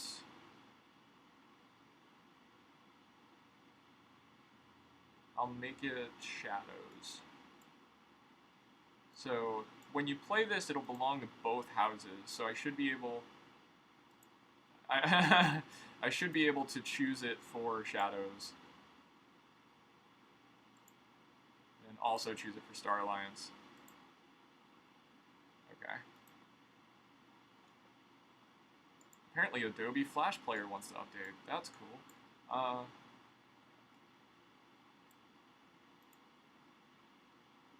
Technobabble. God, that is so big. Okay, so we have a chance here. And because one of our creatures is shadows, we'll actually capture 2 Amber and take him off of Key, which is so big. We're going to have a Mookling to tax Key here and some cards to play next turn. Can you all feel the power?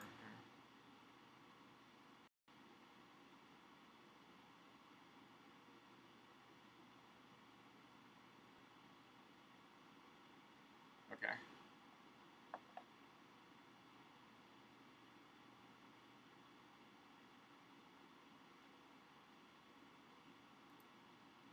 Definitely go Untamed. The Archive has the Waste Knot, but I can't really... Well, let's think about this. So the Mookling's going to come down, and cost will be 8. Then I can play... Like, I can destroy this and then give him an Amber. That's only going to take him to 8. So I have to play the Fittest first. Because I want to actually tax him. Instead of... Like, I want to give him this key. Instead of taxing, and then he'll just kill it and forge. Because I don't have a ton of Amber control here. Okay, so we go with the Fittest. Then I draw into something. Yeah, Double Eddy is good. Going to enrage these 2 creatures. Enraging Mac the Knife is kind of big here. And then I'll be able to tax at 8. That feels correct. And then he'll kill the Mookling, and then I can put out Double Eddy for the draws, putting down the Mecha Buoy. That feels right. I could be wrong, maybe trying to negate that key might be the right play, but my gut is that giving him the key and taxing it at 8 is better.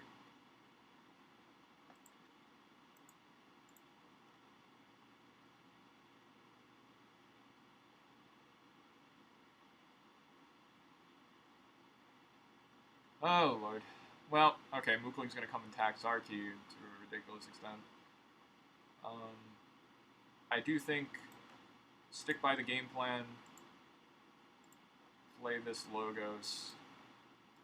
You always trigger the Phyla first to draw the card, maybe we get into something fun.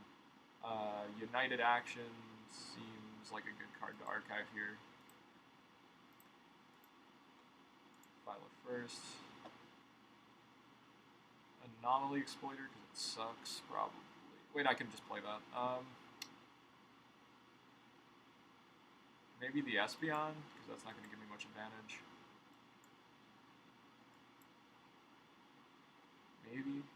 I don't know about that. I will be able to kill the Mookling via the Anomaly Exploiter, hypothetically. But I think that Jupiter getting the Mookling down that turn basically seals the game for him. It was close.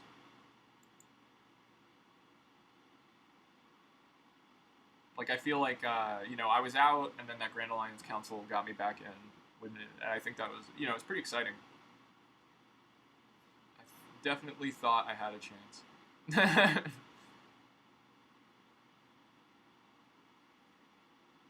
But ultimately, what is dooming me here is I just don't have enough creature control against this deck. Like, I just don't, you know?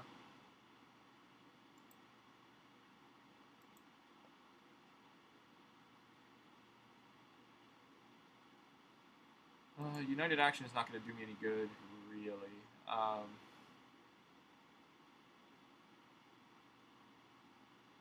The Mookling is now... No, no, no. I mean, I'm not worried about, like, Luna's apologizing in the chat that their deck doesn't have creature control. No, that's fine. Like, it's part of the challenge of playing it. I just mean in this particular matchup, Jupiter has some creature spam. And I'm kind of without...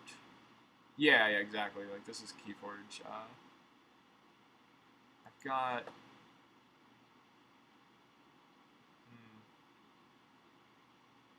Yeah, Jupiter got to populate the board early here. Can I collect Dead Man's Chest?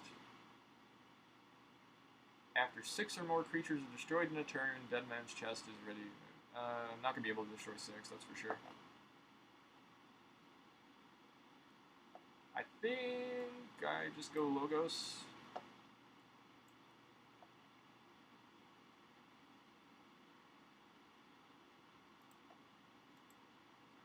Archive the top 2.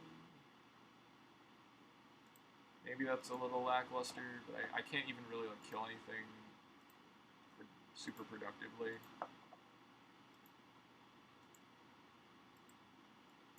Just trying to basically, like, my only chance would be to cycle into Grand Alliance Council again. Basically, it's like I need some kind of crazy turn where I can like cycle into Grand Alliance Council and simultaneously put down an Eddy that attacks a key, and like all this stuff needs to kind of happen for this to work. But Jupiter's going to check at a fairly high number, and the Eddy's going to die because there's no way to save that.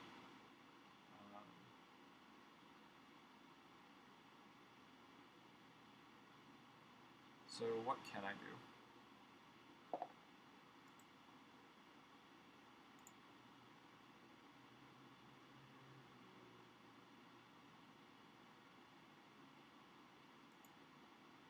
Anything I can do to draw a card?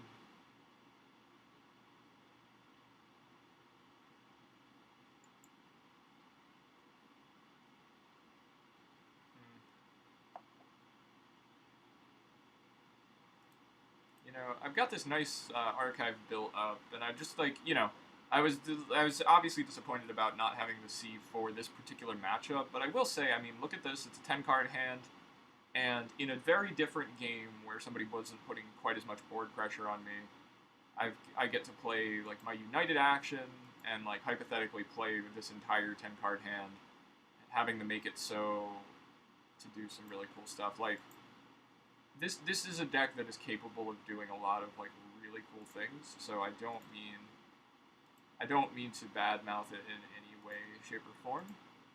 It was just a little bit of frustration over not being able to, you know, I think Keyforge is at its most frustrating when you just lose a rock, paper, scissors match. It's like, there's nothing wrong with the deck I brought, but, you know, I brought rock, you brought paper, you know? Like, good game, well played. Actually, I quite like it. It's very fast. And I did draw into that Grand Alliance Council if I was just a little... had like a little bit going on. I would have been able to win that game. Jupiter was saying that he got lucky. I do think he populated board very early. But going quickly, let me play one more deck here. And, God, what do I do? Here is a casual deck from Mulvanby. I'm not sure how to say that. One of the weirdest decks that I've ever owned due to its complicated relationship with creatures.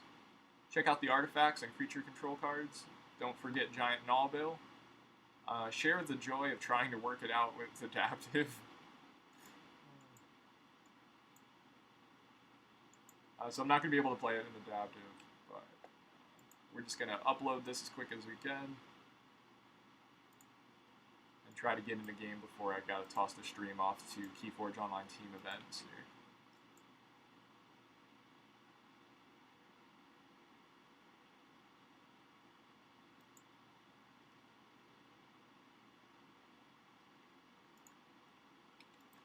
So if anybody's still hanging out, just hop in real quick. We'll try to get in this game in 10 minutes.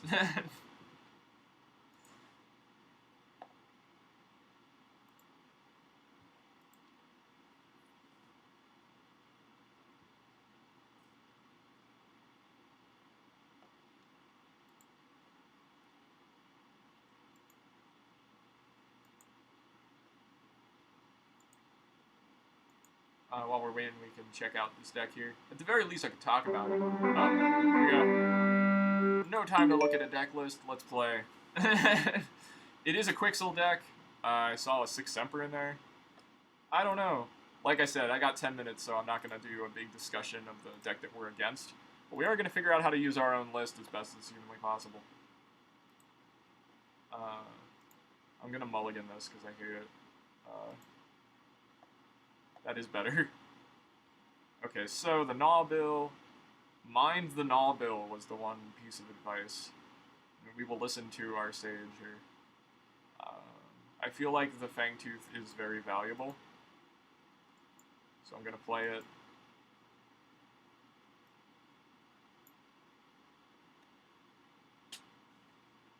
As early as possible. Hopefully we don't walk right into some kind of destruction. Yeah, there's no R in that deck. Okay, we have a Rizzo. That's really nice. I'm going to discard the Gnawbill because that feels like the Fangtooth feels more valuable, and I want to be able to call Untamed at some point in my life. So I'm gonna populate. This is a Quixel deck, but I think the complicated relationship with creature part makes sense to me now that I'm playing it. Because the Saurian does want to populate a little bit. Okay. So I'm going to use the 6 Semper. Actually, I don't have to use the 6 Semper that way. I can go Thero. And then I'm going to ward my Thero. I can 6 Semper it. Then I can just toss my Axiom, and then Fangtooth will take care of the rest. I like that. I like that. We have a nice Untamed to walk into next turn, which is going to sort us into a hopefully nice Star Alliance. Pincerator comes down with a Safe House. Untamed here for me. We're going to use the Ghost Hawk, which is great. We're going to get the Thero back under Taunt with the Ghost Hawk dying via the Fangtooth. This will check at 6. Fangtooth is going to trigger before the Pincerator, and then the armor. Yep, okay, cool. Now, we have the Quixel, and basically we have to ask ourselves, is this Quixel position? We're up. I think it might be, actually. I was initially going to say no.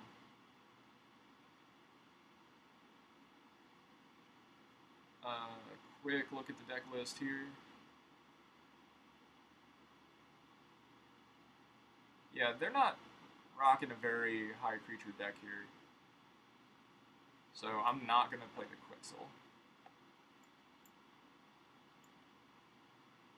I think that is the right move here. Play Light of the Archons. Play the Tactical Officer Mean. Rearrange the opponents. Done. I'm going to toss the Soto so that the Fangtooth will take out the Bulwark. It always sucks to discard stuff, but you just gotta give them a key.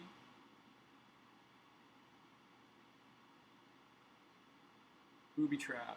That means that our moon is going to be gone via the Pincerator. Okay. That's actually a nice kill for us because it's going to give us a Light of the Archons to play via the walls.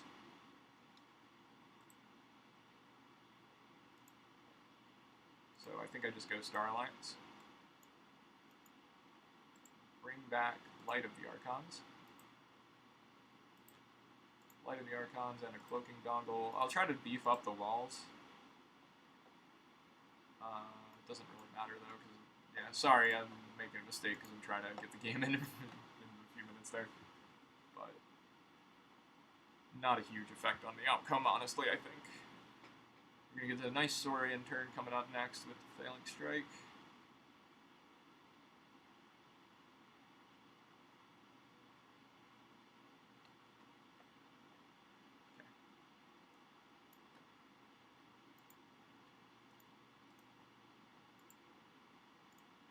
Get the Legatus under double taunt.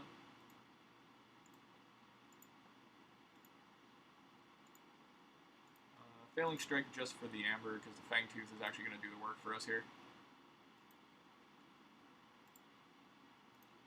Okay, now we're talking. Star Alliance is going to do its thing at some point.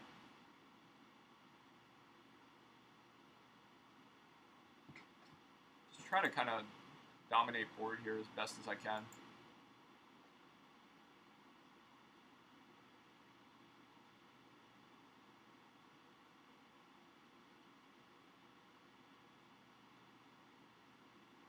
So just a note, if this game does bleed over, I am going to finish it, but I will direct you to, at 1 o'clock, to go to the Keyforge online team event stream. Let me just double check my schedule. So we're until 13, yeah, that's until 1, so yeah. Free Markets is going to come down.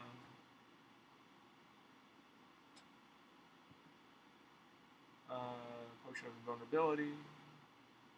Smite. Okay. I wish they would play more creatures. Then I could just actually use my Colosseum.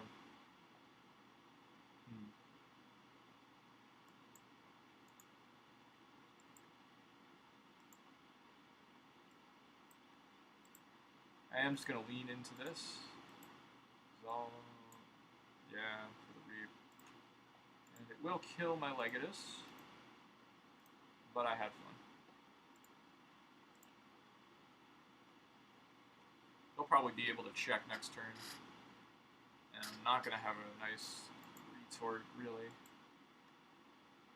I do have a Key Charge in deck, so maybe I should have gone Star Alliance and moved some cards to try to get to it.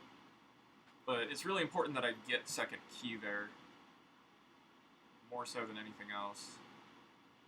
Because I don't have great Amber production left in my Untamed cards.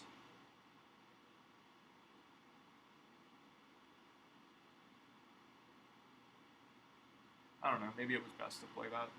I have a Kirby's Blaster, though, so that might draw me into some good stuff.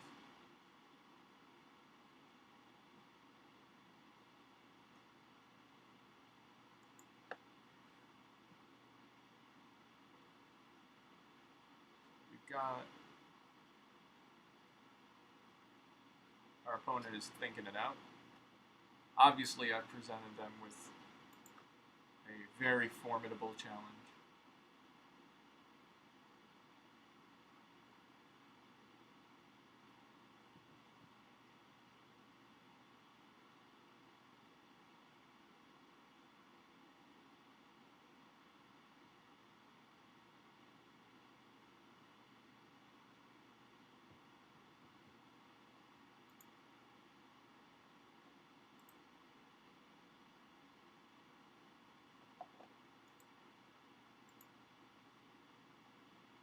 Check the connection.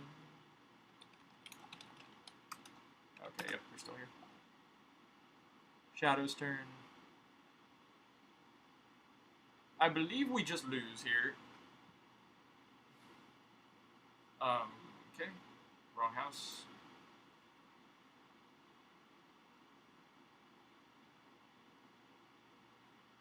So, does anybody know in chat, when you go to raid, can I type that via a command in my own chat, and then that takes you to the next channel? Like, I was asked to raid, and I actually don't know how to do. Okay, so yeah, you just type like slash. You do slash /raid and then Keyforge online team event. Okay. So let's play this for fun.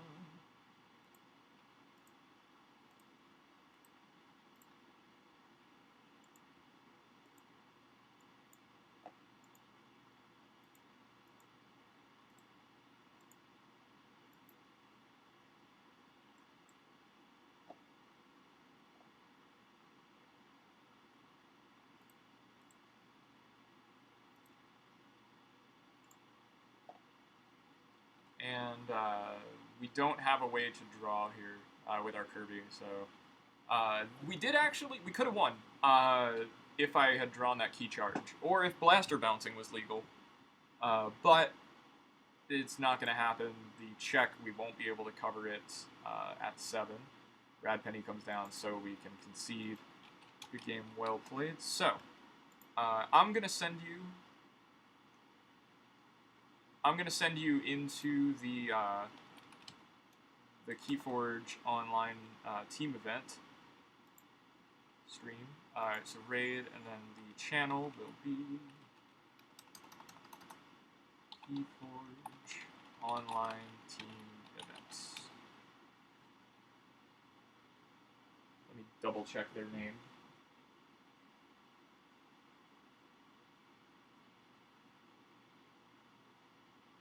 Yep, Keyforge online team events. So I hope you all had fun. Thank you so much for joining me. Like I said, you can check out my information on my Twitch page regarding, following. Followers really help, and if you could send into, there's a Patreon and a one-time donation there if you wish to. So I would say, no pressure at all. Again, thanks for joining. Please do follow, though, if you enjoyed this at all. That is incredibly helpful to me at the moment. And then finally, you can join us next Sunday at the Final Swindle Discord for a tournament. We're going to be playing Sealed Reversal, so we're going to have people open decks on the Honor System and play that. So that'll be really, really fun next weekend. So anyway, have fun. Invalid name, though. Man, raid. Does anybody have the exact channel name for the Keyforge online team events? Because I thought I had it. Yeah, that's what I thought, right?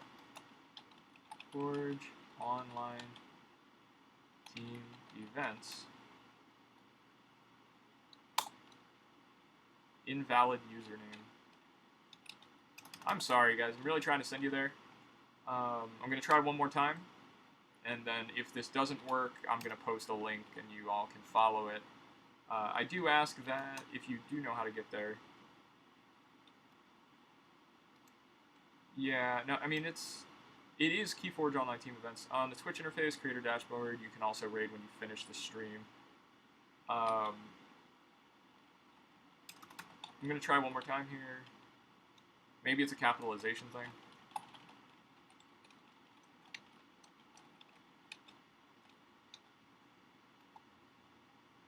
And then I'll try the coat thing just for the hell of it.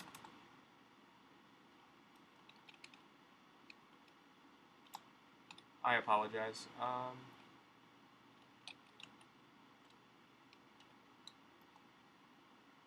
Yeah, that's invalid username. So what I'm going to do, could I ask that somebody post a link to the Twitch? Yeah, no, I capitalize each first letter. I tried that. So yeah, you can see that link there. Thank you so much.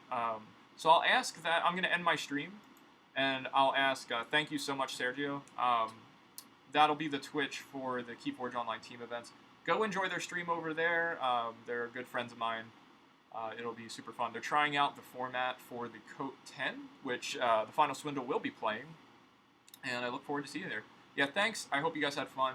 Like I said, please follow if you enjoyed your stuff.